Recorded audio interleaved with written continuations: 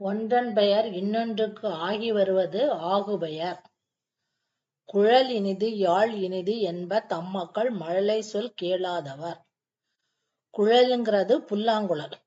புல்லாங்குழல் இனிமையா இருக்குமானா புல்லாங்குழலை வாசிக்கும் போது அல்லந்து வரக்கூடிய இசையை கேட்பதற்கு இனிமையாக இருக்கும். யாழ்ங்கிறது வீணை. வீணை இனிமையா இருக்கும்னா வீணை வாசிக்கும் போது அதுல இருந்து வரக்கூடிய இசையை கேட்பதற்கு இனிமையாக இருக்கும். இங்க குழல் இனிது யாழ் இனிதுன்னு இருக்கிறாங்க. புல்லாங்குழலைங்கிறது புல்லாங்குழலை குறிக்காமல் அந்த குழலிலிருந்து வரக்கூடிய இசைக்கு ஆகி வந்தது. வீணைங்கிறது வீணையை குறிக்காமல் வீணையிலிருந்து வரக்கூடிய இசைக்கு ஆகி வந்ததனால் இது ஆகுபெயர். ஆகுபெயர்ங்கிறது ஒன்றன் பெயர். புல்லாங்குழலின் பெயர் புல்லாங்குழலை குறிக்காமல் இன்னொன்றுக்கு ஆகி வருவது, அதுல இருந்து வரக்கூடிய இசைக்கு ஆகி வந்தது. யாழ்ங்கிறது வீணை. வீணையை குறிக்காமல் வீணையிலிருந்து வரக்கூடிய இன்னொன்றுக்குன்னா வீணையிலிருந்து வரக்கூடிய இசைக்கு ஆகி வந்ததுன்னா இது ஆகுபெயர்.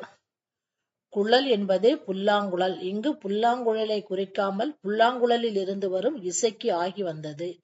யாழ் என்பது வீணை. இங்கு வீணையை குறிக்காமல் வீணையில் இருந்து வரும் இசைக்கு ஆகி வந்ததால் இது ஆகுபெயர்.